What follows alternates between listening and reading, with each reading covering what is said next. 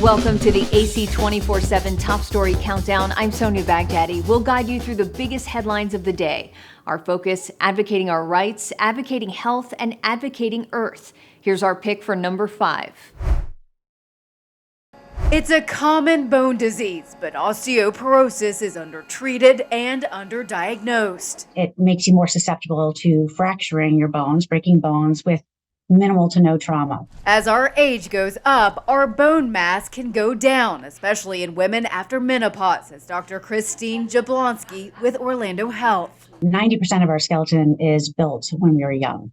So we have until our 20s, maybe our 30s to build up to our peak bone mass. Jablonski says to remember bones to keep your skeleton safe and avoid scary injuries. B is for body weight. Being under or overweight can impact bone density and quality. Maintaining a healthy weight is key.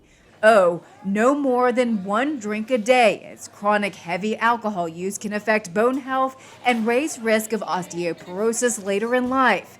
N, no smoking, as it weakens bones. E, exercise. Resistance training with lighter weights if you do have osteoporosis. So you're not putting too much stress on your spine. Finally, S is for supplements. Calcium and vitamin D are both critical to improve and maintain bone mass. If you're not getting enough in your diet, Jablonski recommends 1,000 milligrams daily for younger women and men under the age of 70 and 1,200 milligrams a day for postmenopausal women and men over 70. For vitamin D, the recommended dose is between 400 and 800 international units daily based on age. For Health Minute, I'm Mandy Gaither. You can stream the Advocate channel now. Download our Roku, Fire TV, Apple TV, or Google Play Store app for instant access. The countdown continues with number 4. The future is here, but is it a good thing? Several recent crashes involving driverless cars are reigniting safety concerns. These are big vehicles that can inflict damage if there are crashes or if they hit pedestrians and bicyclists and so on. Earlier this month, a woman in San Francisco was struck by a hit-and-run driver and then hit a second time by a Robotaxi operated by Cruise, a subsidiary of General Motors. In a statement, a Cruise spokesperson said the initial impact was severe and launched the pedestrian directly in front of the AV. The AV then braked aggressively to minimize the impact. It's one of 2 such incidents reported to the National Highway Traffic Safety Administration, which said it also identified 2 further incidents. Engineering professor Ram Pandiala says it makes sense. Federal investigators want to know if the company has enough pedestrian safeguards in place. This is NHTSA just exercising due diligence, as with all vehicles and all technologies. A Cruise spokesperson said it will cooperate with the probe.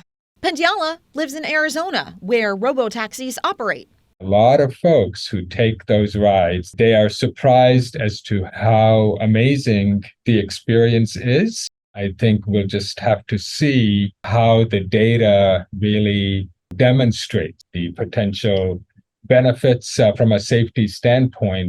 In Washington, I'm Karen Kafa. TheAdvocateChannel.com looks at the world through the lens of equality and inclusion. Subscribe, like, and share now. AC 24/7's Top Story Countdown continues with our producer's pick for number 3. How do you plead to the 6 counts of conspiracy to commit intentional interference with performance of election duties? Guilty.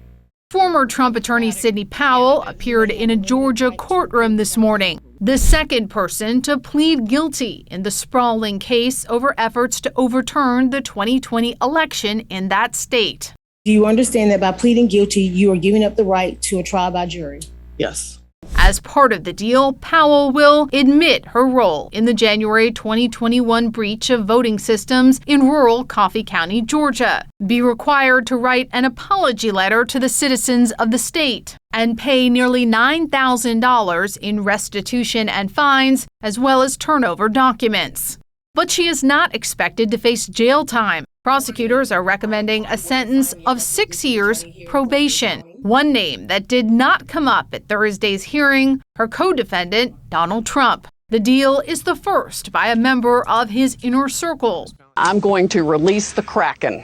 Powell was among the most vocal of his lawyers in pushing outlandish claims about the election, including that millions of votes were flipped in a global scheme against Trump. There should never be another election conducted in this country, I don't care if it's for local dog catcher, using a Dominion machine. Repeating those conspiracy theories eventually proved too much even for Trump, and she was ousted from his team. And her plea raises new questions about a deal in the federal election subversion case. Trump is the only individual charged in that indictment, but Powell has been identified by CNN as one of the 6 co-conspirators listed by special counsel Jack Smith, who has signaled other people could be charged. The Department of Justice has remained committed to ensuring accountability for those criminally responsible for what happened that day. Like the Advocate channel on Facebook for the best way to get updated stories that advocate for equality, justice, our rights, and more. AC 24/7 continues with today's top 2 pick. Representative Jim Jordan is hoping the 3rd time will be a charm. I'm still running for Speaker, and I plan to go to the floor and get the votes and win this race. But some Republicans think Friday's vote for Speaker of the House will be Jordan's 3rd strike. Seems like every time we go to the floor, he loses more votes along the way. So I do think a candidate is going to rise out of the ashes and hopefully bring some sanity back to my party. The House has been without a Speaker for more than 2 weeks after the historic ouster of Rep. Kevin McCarthy. You can't do anything until you elect a Speaker, and apparently there's not enough votes to elect a Speaker. Some in the House, including McCarthy, support boosting interim Speaker Patrick McHenry's power in the meantime. He's been here a number of years, so he understands how Congress works. He has respect on both sides of the aisle. He could carry out the job. But this would require Democratic backing. We haven't had a caucus meeting about this issue and about this potential path because we're not sure yet what the Republicans on the other side of the aisle plan to do. Right now, McHenry is slamming the gavel on that idea. Look, my goal is to get Jim Jordan elected Speaker. I'm John Lawrence reporting. Follow the Advocate channel on Twitter and Instagram to stay updated on stories that matter every day. We're now at our #1 story of the day. Take a look.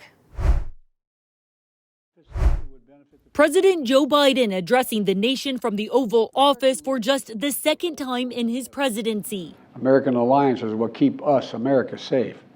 American values are what make us a partner that other nations want to work with.